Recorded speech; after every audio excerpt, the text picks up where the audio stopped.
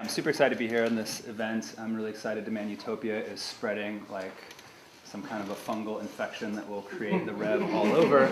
Super exciting. And I mean, this room actually kind of encompasses like a lot of the things that I want to I think embody social ecology in so many ways. On the one hand, we've got these amazing fecund science fiction covers all over, including some by Ursula Le Guin, who wrote the introduction to this book that I co-edited, a collection of Bookchin's and essays and whatnot. We have the Twinkies, which it turns out, in fact, he was a fan of. We can talk about that at some point. He was a very interesting, contradictory fellow. And then lastly, of course, we'll have a speaker and we'll have a film and law discussion about what's going on in Kurdistan and Rojava, which is maybe the end point of where this conversation has ended, what's put social ecology and Bookchin back in the public eye in recent years. And I think in that way, it really is an interesting glimpse to, or a entry point. I mean, Bookchin's ideas, social ecology, for a long time were kind of both alternately praised and dismissed as kind of the high point of utopian social theory. That Marxism wasn't utopian enough. We need to go beyond that. We need to have direct democracy. We need to have free nature. All these things. And people are like, that's all nice, but we live in the real world, etc. Maybe it makes sense that a science fiction writer like Ursula Le Guin would do the preface. And yet here we are, many years later. And where's the place where these ideas are actually being put into practice in the most visible way? In a war zone in northern Syria. So it's an interesting kind of polarity there of utopia, dystopia, building a new world in the shell of the old, that I think really kind of encapsulates all this. So social ecology is a really kind of perhaps complex body of ideas. I don't know if I can do it justice in 15 or 20 minutes, especially because my kid kept me up half the night last night. But I'm going to try. I'm going to start by way of a little bit of how I came to these ideas myself in the context of kind of social movement activism, and led to a long collaboration with the Institute. I'm the director of the Institute for Social Ecology today, and I worked on this book, as I already mentioned, kind of an anthology of his kind of mature work after he kind of abandoned anarchism. We can talk a little bit about his kind of political evolution. So my own kind of political evolution, I grew up just across the water in Bremerton. I was very active in the kind of anarchist and direct action environmental movement, Earth First. I was involved in a lot of forest defense work out there. And then when I was in college up at Western, I was in a class with a very fiery Latina lesbian feminist professor who was prone to throwing chairs against the wall just to punctuate her points. And she mentioned this debate between Dave Foreman, the founder and main thinker of Earth First, and Murray Bookchin, who I wasn't aware of at the time. A book called Defending the Earth. And it's essentially a debate between deep ecology and social ecology. And at that time, believe it or not, I was this dreadlocked, hippie forest defender that, I guess my analysis was, humans kind of saw themselves arrogantly as the masters of creation, and we need to put ourselves back down on a level with the rest of nature, etc. I spoke a lot about anthropocentrism, what have you. And so I read this book with, oh, this is interesting, and I had to concede that kind of Bookchin demolished all of Dave Foreman's arguments, such as they were, and I really started to see that how we understand our relationship to the natural world has very important implications for our politics. So to make that very concrete, Earth First, especially in the 80s and 90s, took a series of really shitty positions against immigration, in the journal, advocating for HIV, for thinning out the human population. So deep ecology really had a very misanthropic thrust in those days, that social ecology was really important in criticizing. So that was the first kind of wake-up call that there's different kinds of ecology. They have different political directionalities, and these ideas started to speak to me. And then I guess it was after Seattle '99, the WTO demonstrations, which I spent a lot of time organizing for here, that in the fall, or the aftermath of that, I was in Washington, D.C. in 2000 for the IMF World Bank demonstrations. And folks, some of you maybe have read the work of Cindy Milstein, who is an Institute for Social Ecology faculty member and anarchist feminist writer. But she was kind of recruiting people or telling people about the Institute. So I went up there that summer, saved up some money, read a couple things, and went up to the ISE, which back then had an actual physical campus in Vermont, and studied these ideas with Bookchin and others for a month, essentially, radicals from across the country, and in fact around the world. And it was a really foundational political experience for me, because here we were just reflecting on kind of the theory, the action, the strategy, the history, with the people that were really engaged at the forefront of these struggles. So that was a really transformative moment.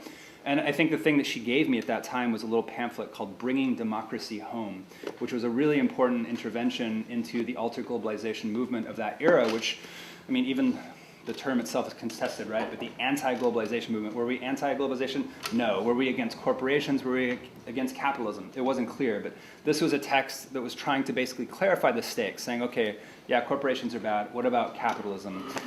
We want direct democracy in how we organize our movements. We should organize our whole society in a directly democratic fashion. All these things, just kind of pushing, the theoretical and political sophistication of the movement that really spoke to me and really resonated with my own ideas. And some of my frustrations, another like nerdy thing connecting to the science fiction milieu, were in, I think it was then that summer, 2000, at the LA DNC protest as part of the revolutionary anarchist Spock block. You can look it up, it's pretty corny, but basically we did the red and black, Vulcan, whatever, banner, freedom is rational, no, hierarchy is irrational. Wait, what did it say? Freedom, hierarchy is illogical, thank you. Freedom is rational, the revolution must be Vulcanized. And we kind of had this whole corny rigmarole, which actually got us quite a bit of attention. But where was I going with that?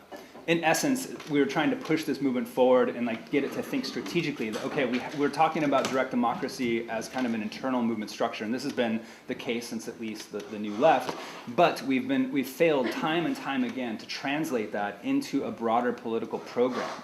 So this is where I think social ecology and people use interchangeably terms like communalism, libertarian municipalism. We can get into some of the details of what these terms mean, doesn't really matter.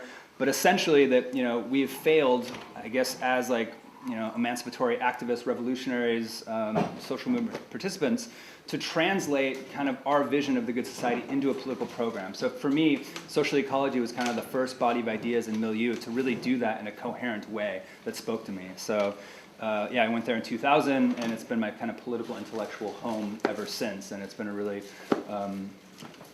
empowering, amazing ride, I guess, where I've met a lot of inspiring, amazing people like yourselves and others. So I guess before I forget, I'd also, before we talk a little bit more about the ideas I'll throw out, I couldn't find a copy shop on my way in, but I've got a couple of these, which are just basically some of the ISE's upcoming programs. We do online courses. We have 3 this spring. One's like an overview of social ecology. Another is kind of more focused on strategy. And then a new one that's about anti-Semitism. We are going to have a summer intensive up in Vancouver, June 1st through 5th. Some of you are already registered. We did the last one over across the way in Paulsbo that some folks here went to.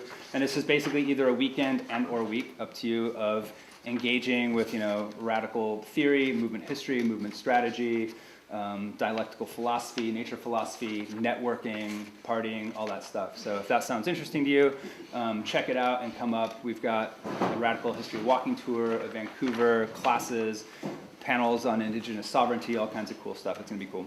And then if any of you happen to be on the other coast, come late August, we have an annual gathering every year in Vermont, like second to last weekend, where we come and we kind of just, same thing, talk about these ideas, network, have a good time in the woods.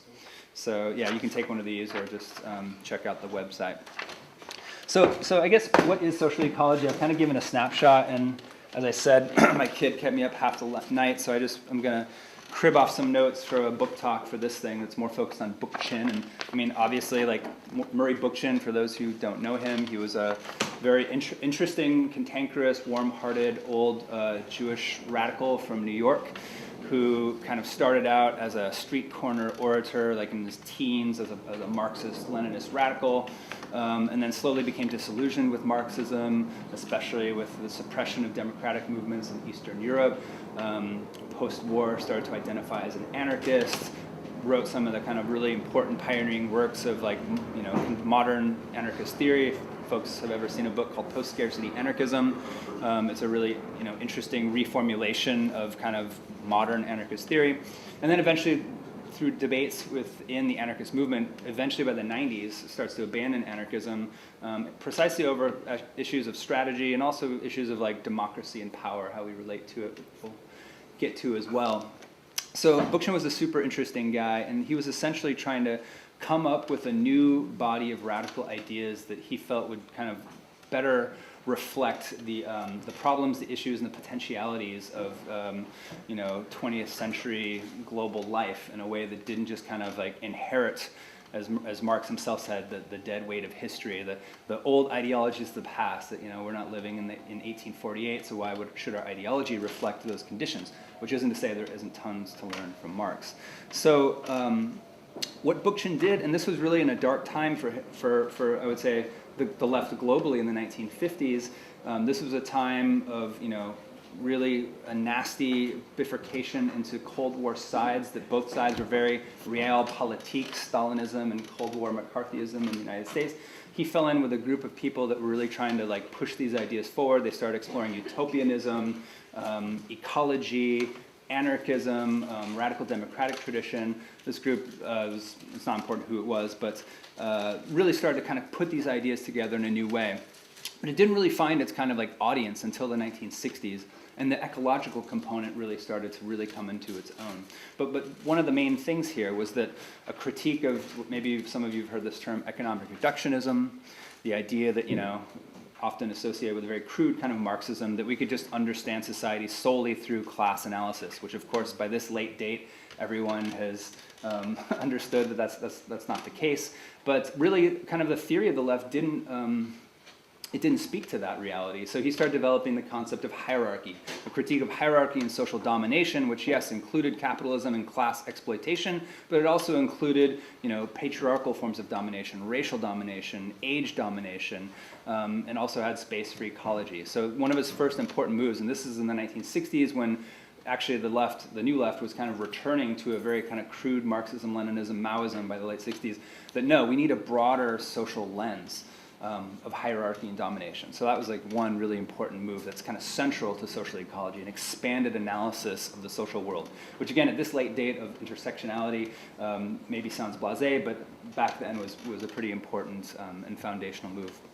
So the second part of that was coming out of especially his experience as a labor organizer in New Jersey on auto factories, that he was seeing, unlike Marx's predictions, that the working class would become more and more increasingly organized. They'd be immiserated to the point where they had no choice but to, overthrow their capitalist masters and create a socialist utopia. He saw quite the contrary. They're becoming more and more integrated into capitalism, more and more accepting of capitalism. So he started to look to other traditions and other ideas and other kind of core contradictions. If it's not that we're all getting poorer and poorer and poorer until we have nothing to eat, so we have to overthrow capitalism, what are some other kind of foundational radical critiques? Well, for him, ecology was central to this. And it's really, again, at this late date, it's easy to lose sense of perspective, but he was really one of the first ecological thinkers. He wrote his first book, Our Synthetic Environment, came out 6 months before Rachel Carson's Silent Spring, which is the book that's kind of credited with kicking off the modern environmental movement. And of course, he was coming from a much more radical anti-capitalist, anti-statist perspective than Carson's book. So, I mean, another component at that time, this is even earlier in the 1950s, he predicted climate change, which is pretty remarkable. If you look back at these things, in the 90s start to kind of gain currency. He was really saying that, the grow or die nature of the capitalist economy is going to heat up this planet. We just have to keep producing shit to sell in order to sustain ourselves. It's the ideology of the cancer, that we have a finite world and an infinite, rapacious grow or die logic at the heart of capitalism. So he really starts to articulate an ecological anti-capitalist perspective, which again, kind of commonplace now, but at that time he was criticized even by our beloved situationists. He went to Paris in '68 to participate in the May-June events, the big uprising that happened there, and no less a left luminary than Guy Debord called him Smokey the Bear anarchist for talking about trees and nature. And he wrote an article in 1964 called Ecology and Revolutionary Thought. It's a really interesting one, which was really responsible for introducing ecology as a category of the left, because again, if we think about the history of the environmental and ecological movement, a lot of the proto-ecologists were actually right-wing conservationists, and it's not accidental that people like Dave Foreman of Earth First, he was a Goldwater Republican. These were not leftist revolutionaries. There were people that were just self-described rednecks for wilderness or elite patricians that wanted to preserve their hunting grounds and whatnot. So the left and environmentalism really did not come together until Bookchin and others, of course, but he was a very important figure in this, forcing those together in the 1960s. So those ideas really didn't take hold then, even though in the early days of Students for a Democratic Society, the discourse was around participatory democracy. The Port Huron Statement kind of spoke very much to the kind of issues he was writing about, that not just exploitation, but alienation, quality of life, patriarchy, racism, etc. But by the late 60s, they'd failed to find kind of a revolutionary vehicle or a strategy to like put that vision out in the world, and so they fell back into kind of very crusty Marxist and Maoist formulations, like sometimes quite farcical sectarianism. And so at the last SDS meeting in '68, while the weathermen were marching out and they were saying ho ho Ho Chi Minh, Murray was handing out this pamphlet called Listen Marxist. It's a very prescient kind of criticism of this, and really lays out a framework for a directly democratic, ecological, quasi-anarchist left that at that point in time was not listened to, was abandoned, but later on very much became kind of the culture and the broad parameters of the left that we understand today. So in many ways, I would argue he was an architect of the modern left, even though if we're not aware of the legacy, and social ecology being central to that. So I mentioned the critique of Marxism. I mentioned, and the critique of hierarchy, talked a little about ecology. I mean, also in the present moment, it's been on my mind a lot, that with the Christchurch shooting in New Zealand, it's put back into the fore that ecology is not just a neutral category, as again, at this point in time, we tend to think, well, it's a liberal left thing. That's not always been the case. Ernst Haeckel, the Norwegian scientist who kind of coined the term ecology, was a social Darwinist. National Socialism had a very strong ecological wing.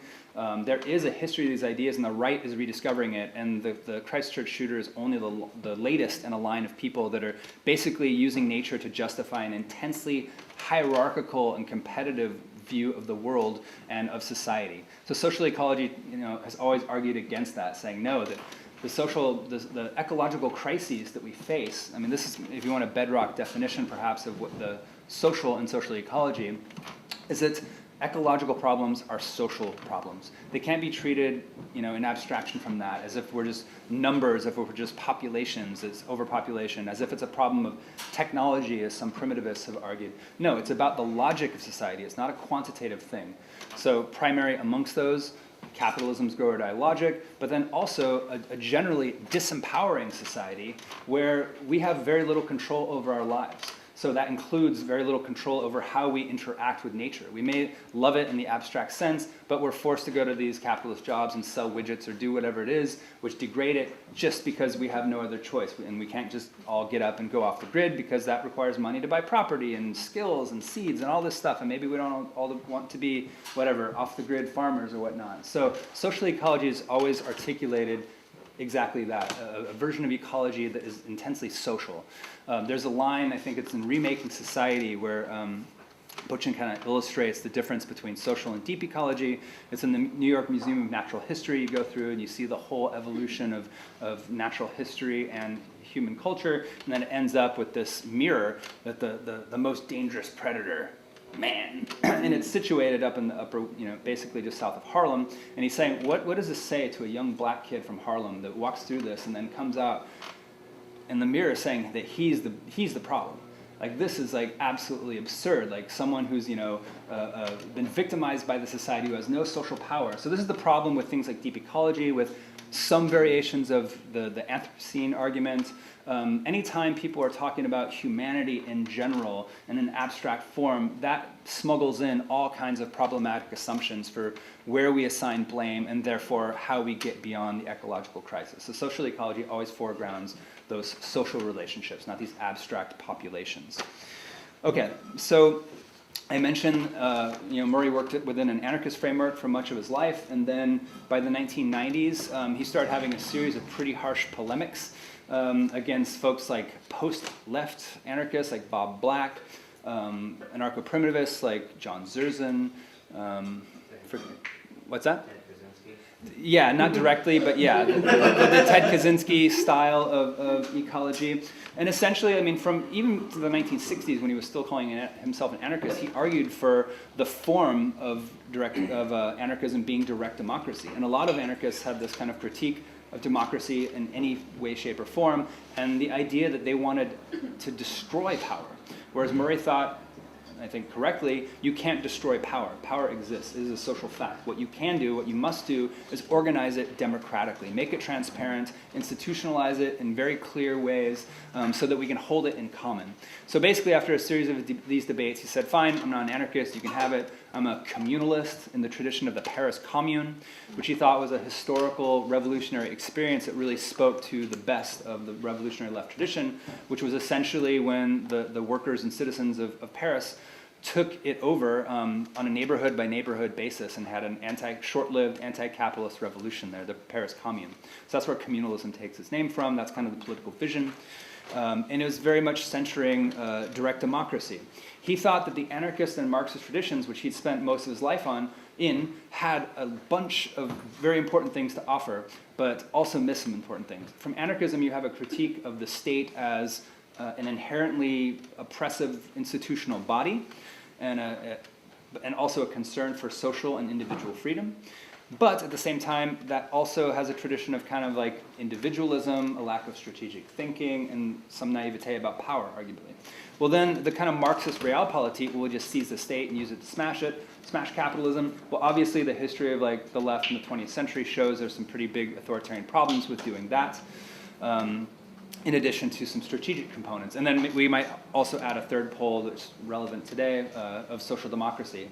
That social democracy, let's reform it from the inside through electoral means, has ended up that today in many places where it's not out of power and discredited, social democracy has been basically the handmaidens of austerity. They haven't overthrown capitalism, they've been the managers of capitalism, the good cops of capitalism. So he saw these three kind of like main left traditions and said, all important elements, but problematic. What we really need to do is look at the actual history of revolutionary movements and what has happened at every time in history when there's been a conflict between the population and the state and capitalism. You've seen these formations of, they took various names throughout history, but let's call them popular assemblies, where people came together in common to determine their course of affairs and to recreate society that in a way that supersedes the problematic limitations of the present. So whether you called them Soviets in the Soviet Union and Germany, or Hungary, the Rata, and every revolutionary movement, these things have taken form and taken shape and given the kind of expression of freedom where people can decide their affairs in common. Unfortunately, they've either been crushed by the right or consolidated into the party form by the left. So his political program where he arrives at, after a lifetime on the left, and that, this book I worked on is kind of the expression of those fully articulated ideas of communalism, is exactly that we need to create a society that is directly democratic, that is based on building popular assemblies. In any case, of course, what that looks like in the particulars, this is the Marxist critique of the utopian socialists is apropos here. You don't want to provide a roadmap where again, the dead hand of history shapes the future that we're trying to create free of all this. So it's more a general sense of orientation, a set of principles, a kind of strategic orientation, where we can build on either nascent forms of popular power, whether those are neighborhood assemblies, whether those are community boards, whether those are existing cooperatives, or, on the other hand, and this was kind of where he went later in life and got him a lot of flack from anarchists, engaging with local electoral politics, but with the explicit aim of devolving those into community assemblies. So running candidates, not as candidates, if we have this policy that we want a progressive content, yes, but we also want a progressive form. So if, first of all, you use that campaign in a way to illustrate the many problems and offer radical solutions to them, but then also saying if we are to win, our first step is going to be taking steps to devolve power down to the local level. We don't want representatives. We don't want what Bookchin often called statecraft, which is something done by an elite class to you. We want politics from below. We want empowered people. And this is, he kind of tried to extricate this history, this subterranean history of politics, which, took many forms throughout history, from the Iroquois Confederacy to, barring the patriarchy and slavery of ancient Athens, the Athenian polis, that we want to come together and determine our fates in common. We want to create a dual power scenario where our popular assemblies and our cooperatives and our unions are building forms of autonomy that are creating the tension, making the distinction between a humane, rational, ecological, socialist world and a disgusting, competitive, capitalist, iron hand of the status world. until we eventually can create a revolutionary break with that society. So in a sense, it is a form of prefigurative politics, but one that goes beyond simply like consensus and small-scale democracy. It offers a vision where like our social vision is embedded in our strategy, and that is a dual power strategy that is trying to create a new world in the shell of the old that will supersede that one. So okay, that's a lot on the table. There's lots of questions to be asked. I'm trying to think if there's anything else. Oh, I guess the last thing where I'd end it, and we could lead it into the next section, and I hinted at this before, is this kind of Vermont Kurdistan connection. So when Murray was already, in the mid-2000s in very ill health, he was contacted by Abdullah Öcalan's lawyers, saying, this guy's in prison, he's been reading your work, he's very inspired by your work, and he's shifting what was at that time a fairly traditional Marxist-Leninist, Maoist national liberation movement into something that was embracing Murray's ideas of democratic confederalism alongside some other influences. And Murray was just, on the one hand, old and frail, and on the other hand, I think also probably a little bit suspicious of this kind of Marxist-Leninist national liberation movement taking on his ideas. But anyways, like, best of luck to you, but I can't really, engage. Well, as we know, this, transforms into the democratic confederalist movement that is, governing parts of northern Syria today, that has deep roots in southeastern Turkey, that is essentially putting into practice the idea of a society run by directly democratic councils with 50% women that are multi-ethnic, and this happening in all places in the Middle East, which is, of course, racistly a synonym for backwards, barbarism, etc. So here's like a shining beacon of hope that, of course, I don't want to give Murray too much credit, but it is inspired by the ideas of social ecology and has created this really beautiful, sense of solidarity between our movements here and that movement there. That I think is a really kind of hopeful lifelink of like how we can learn from each other, how we can put these ideas into practice in the here and now. And I'm excited to see this film, which I don't think I've seen yet, and to hear from our comrade. Are they in Turkey? Are they in Syria? Okay. So that's super exciting. That's been a very important tributary and source of inspiration. Someone asked me outside, I forget what the question was, how popular social ecology was. Is in the last few years, because there have been a lot of think pieces in the New York Times and the Atlantic and all this stuff about the Kurds, they inevitably mention this, cantankerous, crusty old anarchist, post-anarchist in Vermont that inspired him. So that's actually brought a lot of people, back into engaged with these ideas, which is exciting, alongside the kind of growth of a municipalist politics, the Demand Utopia, Symbiosis, other folks, Barcelona and Camus in Barcelona, have been putting at the forefront. Basically a politics that kind of avoids both the state and the streets, the weaknesses of both, and providing kind of a new, both ideological but strategic orientation that we could kind of get beyond forever ping-ponging between like occupying stuff and protesting and then entering into the very halls of power which recreate the society as it is, that we need something that goes beyond both of those. So I'm hoping this body of ideas offers something in getting us towards that kind of world, towards that kind of political society. So I think I'll stop there. Thanks for listening. I'm looking forward to having the conversation all day. Lovely. Thank you. And back in Europe, I was very connected to the Kurdish resistance movement. I worked very close to them, and that's how I learned about all this. But I wanted to mention some things that I consider interesting before we start with the film. And one is this kind of inspiration that Blair was also talking about. Like Öcalan, the leader of the Kurdish people, got inspired in Bookchin, and also Catalan people are getting inspired by the Kurdish movement right now. That's how I got interested too, because we feel like this kind of special connection because of the, I guess, national identity thing. And we're learning a lot, and I think that makes us question our own hierarchies and so on.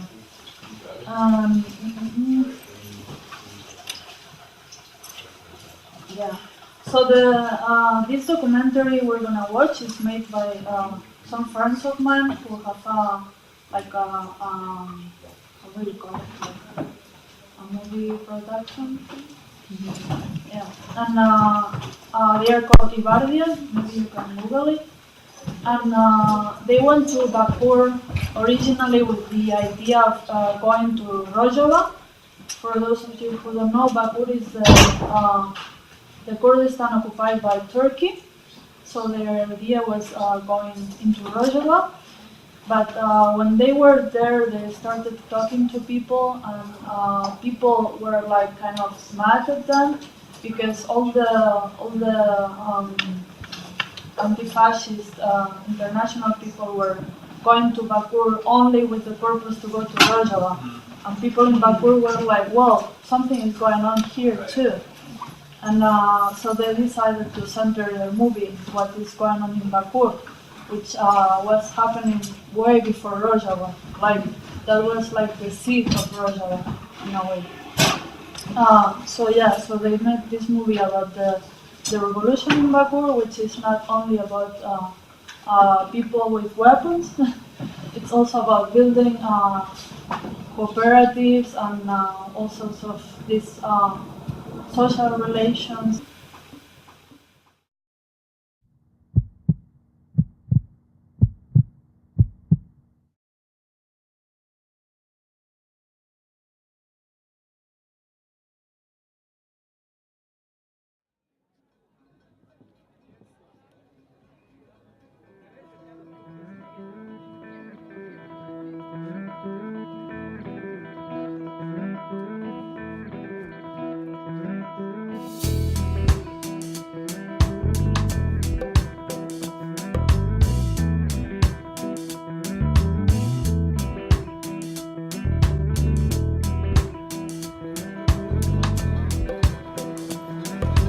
El Kurdistán que conectó es Kurdistán de Turquía, el Bakur.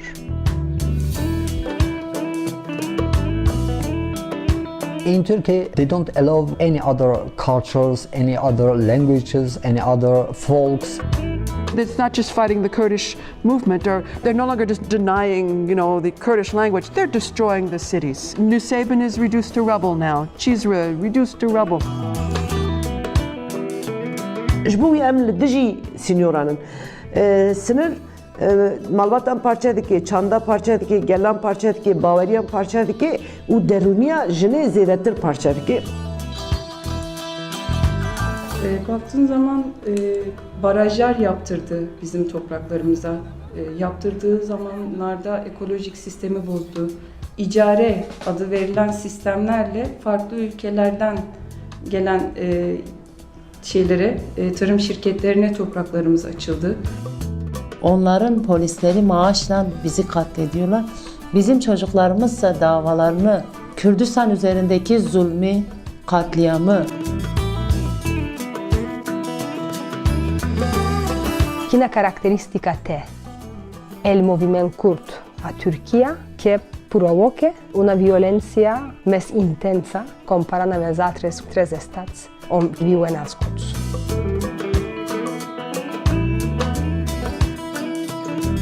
The original aim of the PKK was, of course, to create a separate Kurdish state, but it gave up this idea, and you can see how they would be interested in a bottom-up system in the absence of any path toward a state. Em bejim parastina reva û rêvebertiya xweser azadiya cîhanê ya sed sala 21 Movements are really strong in many ways, in organization, in education, in health, in self-determination, in self-defense, but we wasn't good in economical way. Council educated people about economy and they set up cooperatives.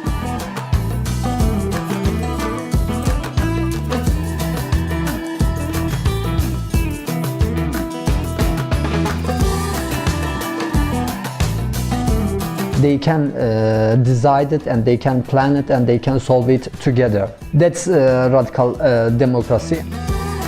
Hergal naparêzê ji bo wê ki yani ji bo me ya herî mihîm ku jin ji rê biparêzin. Mesela bêjin me danişînê jinan ava kirin, me di belediyan da müdüriyetê jina kir, ما د مجلسên şaredarî de jî got em jina teslîmî pergala zilama nakin. You have poor and educated people organizing themselves in these councils, for instance, on one hand, and then on the other hand you have the parties, the BDP and the HDP, which are trying to use the kind of parliamentarian channels to push forth the goals. And the goals of this broader movement, it's the same. They are calling for, not autonomy from Turkey. They want to democratize all of Turkey. We can't hide our eyes to this struggle, and we can't say that we are not a part of this.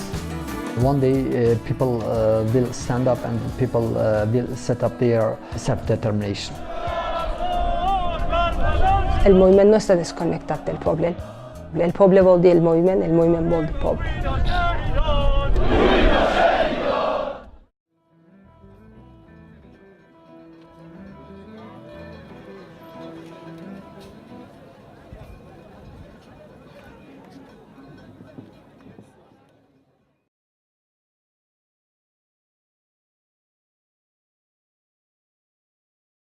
I guess we can just talk a little bit about what we're doing and sort of, I guess, my rhyme and reason for doing what we're doing, I guess. So we're a community group, and our main goal is to build power, and we focus on organizing people of color and people with low incomes or no incomes.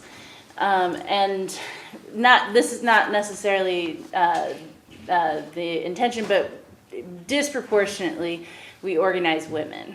I have theories on that, but and so a little bit about what we do. So we work on 4 different issue areas: things around mass incarceration, around housing, which is probably our primary thing right now, healthcare, and around immigration.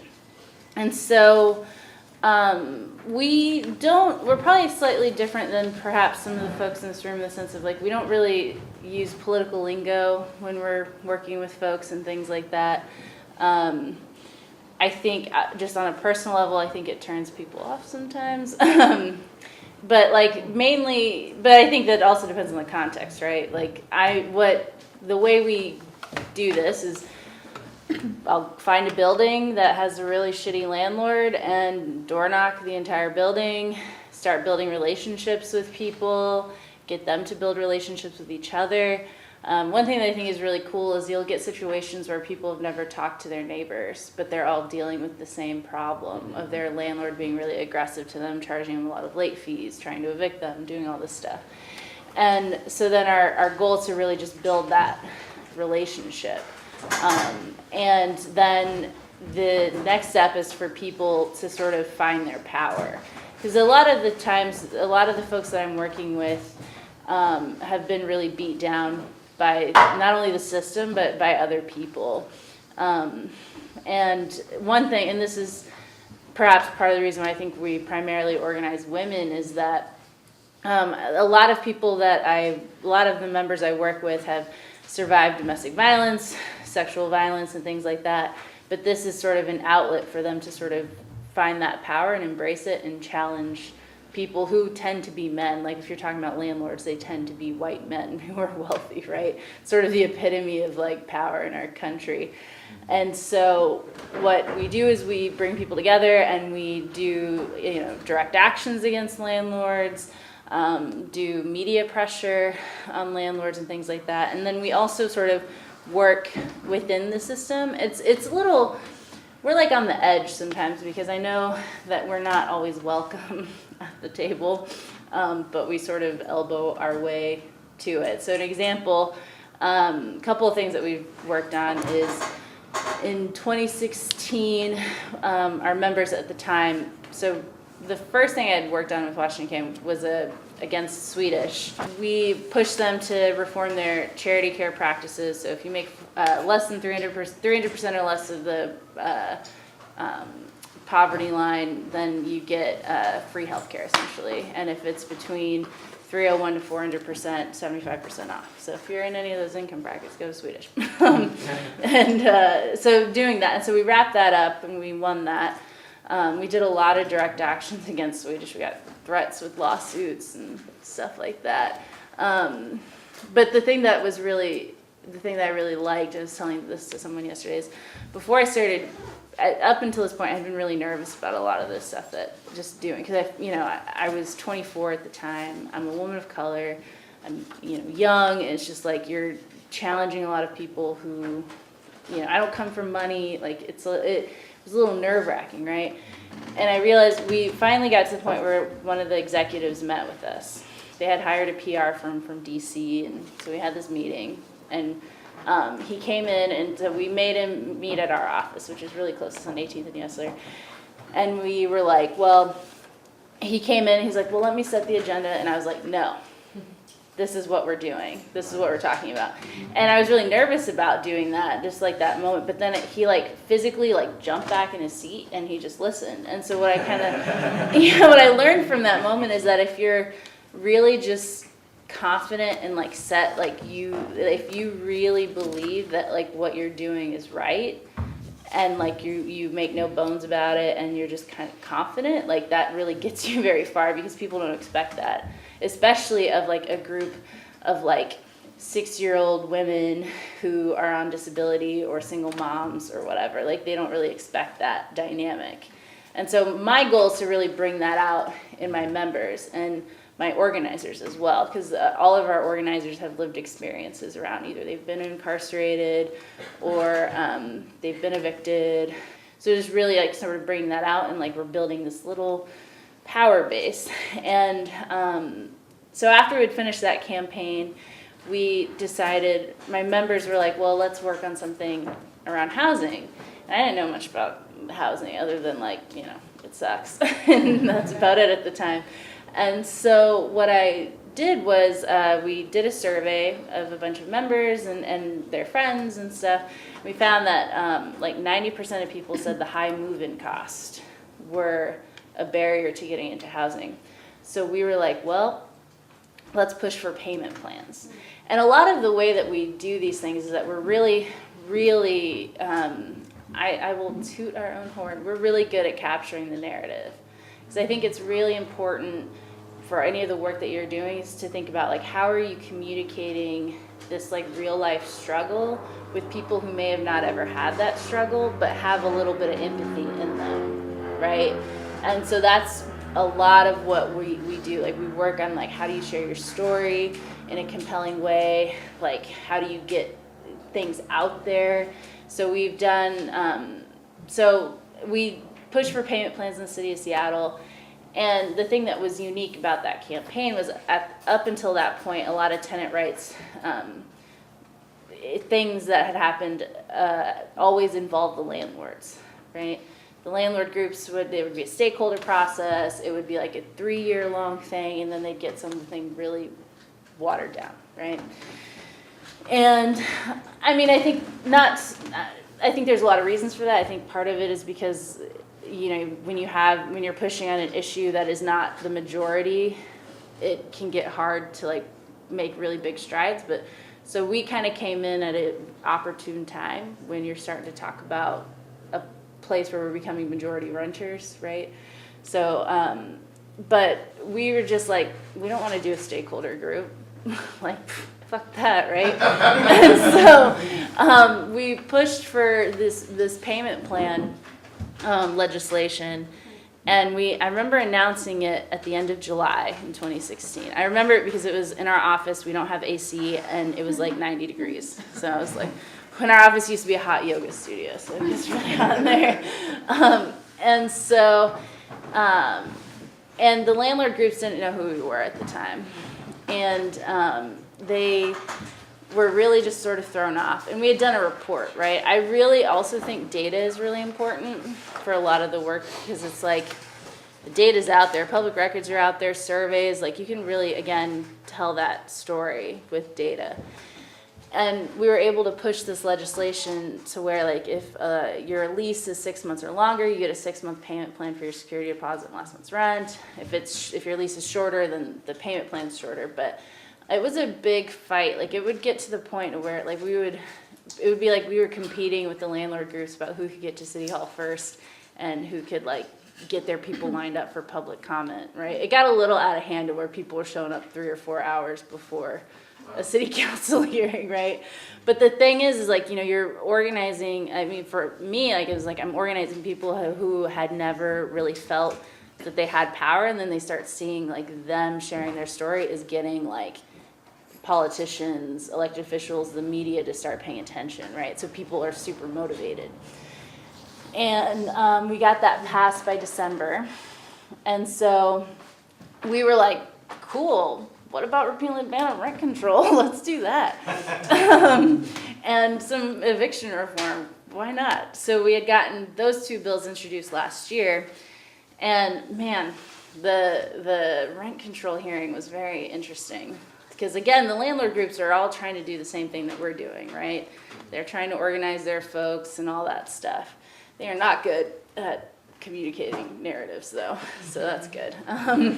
And it's interesting, the visuals you end up seeing, like, it's all like old white men who very clearly have money, and then, you know, my members who are like older women on Social Security, women of color. It's just interesting visuals, right? And I think that says a lot. So it didn't get passed, but it definitely, like, sort of woke up the state legislature, right? Because we had 2 hearings on it. There was a lot of press coverage and people were turning out. And it was also, again, people were very clearly not previously engaged in the political system. Because a lot of, like, what my goal is like, I mean, I love people who already are engaged. I mean, you're great, but, like, I want to engage people who are not, right? Because I think that's, like, you got to build, right? And so then we were like, and also at the same time, I'd been with a friend of mine who's a lawyer. We had started working on a report around evictions, and I'm on and again, this kind of goes to the narrative piece. Is like I'm on the Seattle Women's Commission, and I knew that they would be good messengers, like neutral messengers for some data stuff. And the Women's Commission voted to do this research project on eviction. And so we went through every eviction that had been filed in the city of Seattle. It was terrible. Like, God, I wish I could get some of that time back. It took us 8 months. It was a lot because we manually read every single court case. And we just found so much data. Like, we released it in September.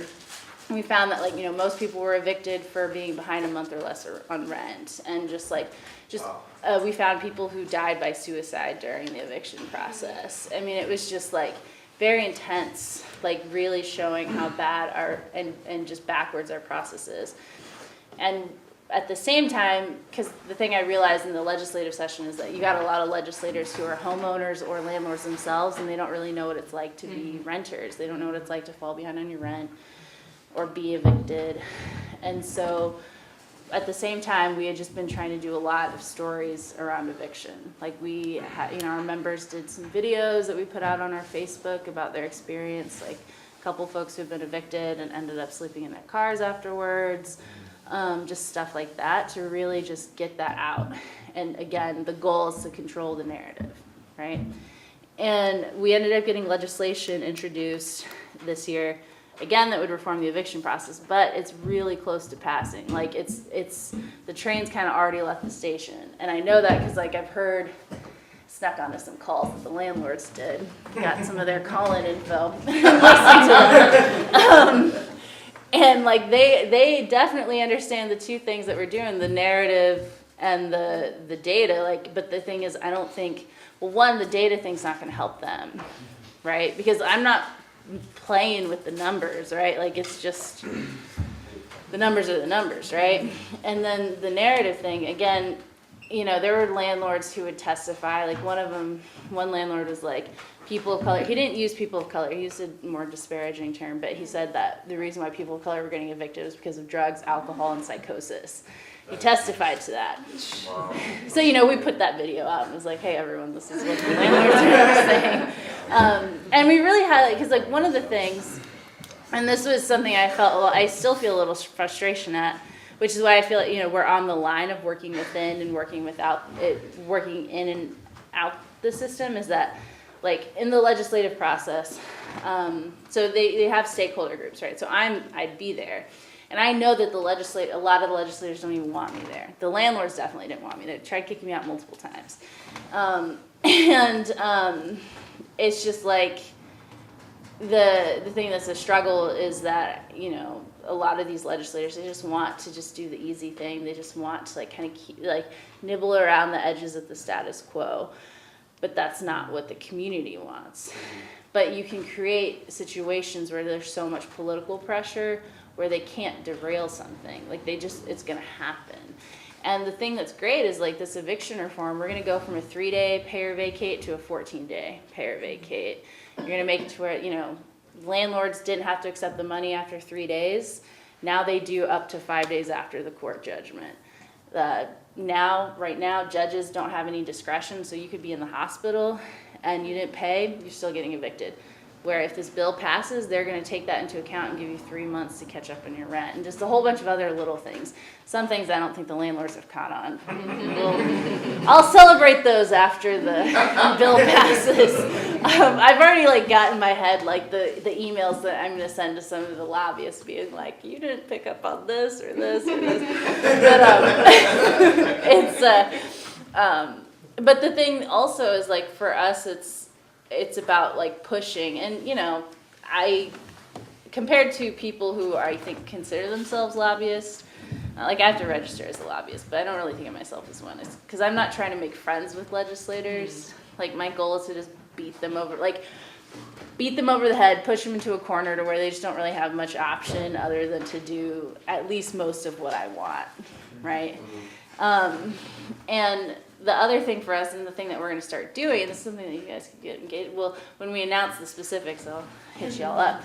But we want to start getting more involved in the electoral process, right?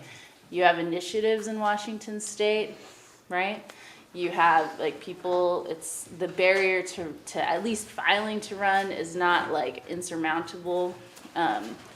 Winning is, like, another ball game, but like, for us, we want to, because I think there needs to be a spectrum on the movement. Like, I do think the people who are, like, the more advocacy, let's be BFFs with legislators, like, they're necessary, right? Because we do it, people have real needs that need to be met today, right? So, like, we do need that. We do need people on the other end who are like, fuck the system, let's burn it down, right? We need that too. But I think for at least me, like, the role I want to play is, like, the in-between. Like, I want to be able to at least force myself to be at the table, and everyone might hate it and try to kick me out of it, whatever. But I'm still involved, right? And that the goal for us is to chip away at the system as much as possible, and also build up our people who are impacted, because they're the ones who should be having power, not the people who currently do. Are y'all involved with the Sean Scott campaign at all? Do you know? So it's really difficult for us to be involved with candidates because of legal stuff. So, like, if we wanted to work, let's say we could work with Sean, the maximum we could do is anything up to $250. So that would be, like, a staff time. Like, it gets to be. In terms of financial contribution. Well, even working with people, like, it's the same thing. It's just, so we would have to work separately. And I guess for me, just on a personal level, is, like, I think there's a lot of movement in Seattle. The focus that I want to have is outside of Seattle. So, like, a lot of what we're working on, we still are working on stuff in Seattle. But, like, we're way focused on, like, Federal Way, Auburn. We're gonna start up in Lakewood. Like, that's where, like, poor people are, and that's where, like, black and brown people are. Yeah. So that's where we want to be. So yeah, I guess that's yeah. I mean, so, like, we were having a bit of a discussion here beforehand about, like, a lot of the organizing is still happening. Like, even in your case, it's like you have an office, and you have sort of luxury of people sort of making your job and stuff like that. Mm-hmm. But, like, if we want to make something larger, how do we build systems that allow us to, especially for those who are less privileged, able to sort of get involved and build it from this thing where we have 20 people in a room to something where we actually have a lot of power. Shoot, here's the thing, 20 people can do quite a lot, so I wouldn't necessarily knock the number. Don't underestimate how much you can get done, right? But as far as like getting people involved, like, so again, what my goal is, so whenever, I can talk you through like how I get people involved, right? So one, I would say, like, if I was you, I'd be thinking about like, what are your like communities, right? Like, how many people live in apartment buildings? Do people live in apartment buildings? So that's like a base of people that you could organize right there, right? You could be like, what is, and the way that, again, like if I was going in an apartment building, door knock the entire building, and I usually do surveys. I'm like, hey, my name's Sochi, I'm with the community group. You could say you're with the community group too, right? It's a community group. We just want to talk to folks about what they think about housing. So, what do you think about housing in Seattle? Have you had any problems with, and now the one difference is a lot of times I know what the problems are in the building, right? Because either people have suggested this building to me, I found the violations from the city, whatever, right? So I somewhat ask leading questions that I kind of know what the answers are going to be. And then it's like, and then I'll also look up stuff about the landlord. So you get so they've just told you all the problems, right?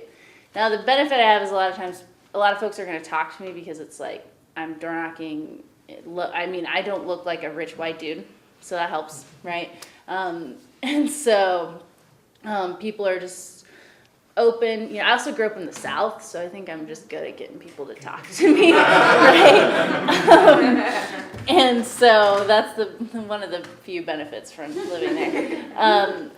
So then I'll be like, then they'll tell me all the problems and like kind of like listen and be like, okay, so they talk about how expensive their rent is. Be like, oh, and then if I notice they have kids or something, be like, it must be really hard with your daughter, like to be able to have to like, you know, pay for everything for school and this rent. Like you try to think of things like that to like, you want to get people to think about how this is impacting them. And then it's like, oh yeah, you know, I was looking up stuff about this landlord. I mean, obviously everything's true, right? So you find out the thing. Like, or there's a variety of ways you do this. You'd be like, I was looking up stuff about this landlord and I found that he lives in a $2 million house. Did you know that? Right? So you ask some question that's going to be agitational, right? You're not telling them what to feel. You just know that people are going to have feelings about that, right? And then when people are feeling agitated, then you're like, hey, you know, I'd like to learn more about what you're going through. Can we find a time to meet up again, right?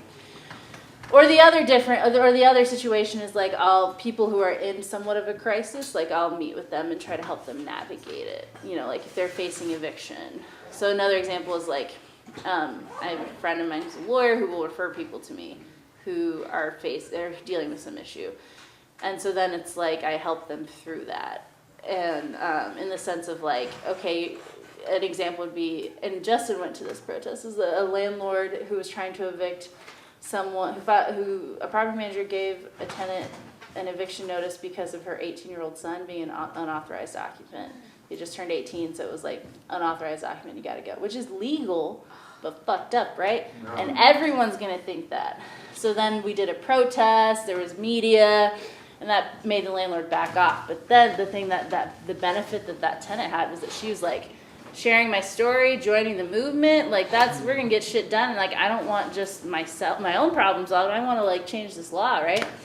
Anger is the only emotion that moves people to action.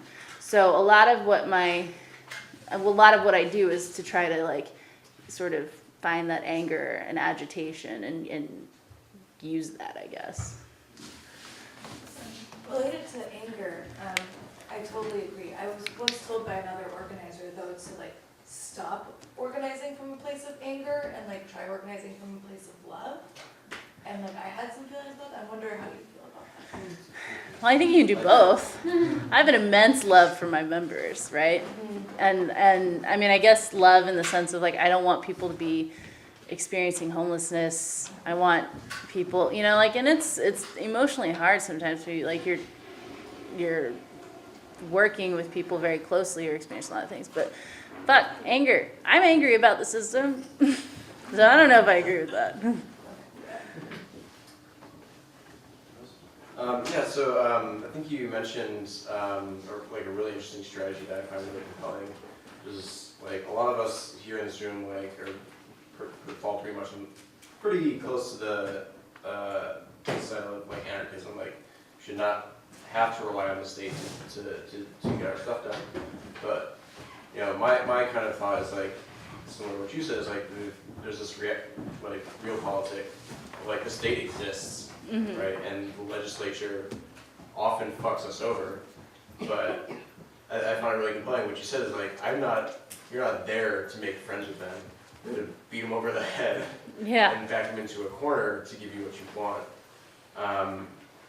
And I find that like a really compelling like way to interact with elected officials because I'm suspicious of the state in general. But can you like maybe talk a little bit more about that? Like, yeah, I mean, I feel like it's a fine dance, you know? So, let's see. I mean, okay, so I know there's definitely a lot of legislators who have a lot of feelings about my organization. Probably mostly negative. But, so I guess some of it, so here's an example. So that landlord who said really racist stuff, right after that, the chair of the committee was like, then being like, you know, like I know a lot of these landlord-tenant issues are really hard, like I'm hoping that we can find a way for like tenants and landlords to come together and compromise, make a compromise, blah, blah, blah, right? And so what we did was we took the video of the dude's really racist comments, took the video of the legislator making those comments, and then saying, we put out a press release that was like, this senator wants a woman of color-led organization to compromise with people who think that we are drug addicts and psychotic, right? First of all, how is that, like, you know, we were very like, again, fine line, right? We try to, sometimes some of our allies go beyond that fine line and we have to deal with some of the fallback, which is fine. I mean, that's just the nature of the beast, but like, you putting that out there and like you're challenging the legislator, right?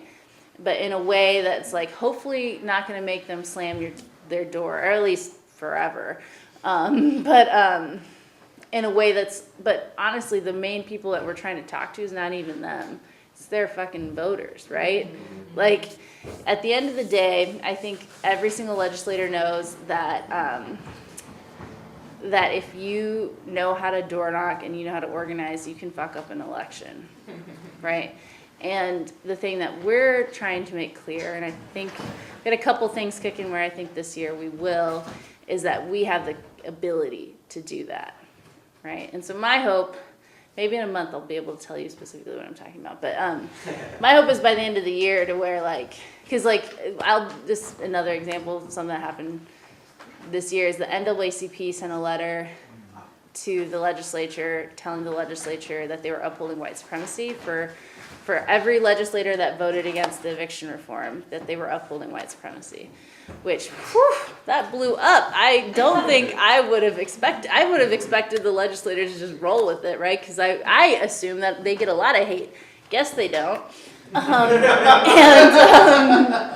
So people freaked out, and I got blamed for it, and so I got kicked out of the stakeholder process, which I'm fine with at the moment. I was a little pissed off, but like I was like, this legislation's already just about to pass, so like I'm saving time, and we're gonna be looking at some initiatives, so give me more time for that.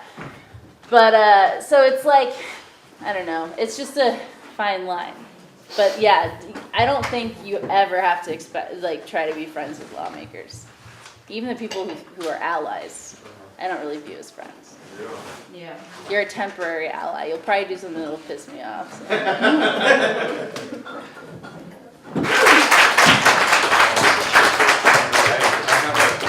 Okay. Cool. Yeah. So Demand Utopia. I wasn't an original founding member, but the organization started about 2 years ago in June at the 2017 ISE intensive, or it came out of there. Some folks from the region had gone to the intensive down in San Francisco and had kind of similar complaints about like some organizations that had sprouted up in the wake of the 2016 election. And specifically that like there wasn't a really like strong radical like social ecological like current within them. And so I came back and started like what do we need in the left as part of like a social ecology movement? And one of it was a lot of jokes. That's where the green mask comes from, because it's really funny. It's like situationism, right? It's like, you know, taking a symbol of an existing movement, in this case, like the black mask brick throwing anarchist like image that's been associated with anarchist movements since WTO, and subvert it and turn it into something kind of a joke and like fun to rally around. And so we do a lot of that kind of like cultural, like kind of culture jamming stuff. Take a lot of like symbols from popular culture and like filter them through like a radical political thing. Like Mr. Rogers is one of our icons. And we do a lot of, the group in Portland especially does a lot more direct action and stuff like that. We're just getting off the ground more or less here in Seattle. But last year when there was a bunch of like Patriot Prayer stuff in Portland, the Demand Utopia crew out there like put together this like set of big costumes. Basically they were like these big bubble suits, and they designed them to look like big sunflowers, and they would go like stand in the front lines like against these fascists with these giant like 4-foot like bubbles around them as like a defense thing, and they're just like sunflowers. And they would like run up to people and like back. It's really funny. But so that's kind of what we're about. Taking these kind of like the history of the left and moving it from this fucking like stodgy like cigar smoke filled room talking about like primitive accumulation and all this like bizarre like abstract Marxist terminology, and turning it into something that's more easily tangible and associated with more like positive, hopeful like vibes, as opposed to like what we call the death cult of capitalism, and even like a kind of misanthropy of a lot of the left in general, the anti-civilization type currents and stuff like that. It's like we love doing what we do. I mean, we're all humans. We all have friends and stuff, and that's what life should be about. And that's what we're about. So that's us. I have one question. Yeah. So first of all, whoever mentioned the meme game is so on point. Really about the neon and the happiness. I can eat that all day. Yeah. So if you can speak, or anyone with ND, you can speak about any possible connection for us noobs about connections between like DU and symbiosis, if there's anything at all. I'm just trying to understand what differentiates. Are you partnered? What does that look like? I can talk to that. I'll talk a little bit about what that organization is. So this is another group that spun off kind of from the ISE a couple years ago. It's basically like a network of people who around North America, Canada, Mexico, the U.S., trying to put together like basically like a confederation of like activist groups and like movement stuff, and they're working on hosting like a big assembly later this summer. And Demand Utopia I think is one of the affiliates of the group. Been pretty involved with them, just hook up with them at the ISE convention or ISE intensive every year. Okay, but it's along the same push is what I'm hearing. Yeah. Okay. And Symbiosis is like kind of like a social ecology, like at least if not outright. Yeah. It's definitely in the orbit. So. Yeah. I have no idea what ISC is, except for 3 letters in the alphabet. It's the Institute for Social Ecology. That's Blair's organization. Oh, cool. Which, just to clarify a tiny bit further in case anybody doesn't know, that's the organization that was created by Bookchin. So, Bob, if someone's not involved with Demand Utopia, but they love the organizing and want to like fuck shit up in green masks, how do they get involved? Talk with one of us in the green masks. We're pretty loosely organized. Here in Seattle, like this is our second event, I think. We had another Rojava thing a couple months ago, and we still don't really have a very clear idea of what kind of projects we're going to be doing going forward. But I really like this kind of like educational stuff. So, but it could be anything else. Get it on the ground floor. Yeah, in terms of fucking shit up, like, I'm just saying, like, different people have different definitions of what fucking shit up is. So, what do you mean by fucking shit up? I think it's democratically open to interpretation. Is it like non-violence? Is it fuck non-violence? Is it like, where are you on that like sort of spectrum? I don't think we have a standpoint on that. It's not in our bylaws by any means.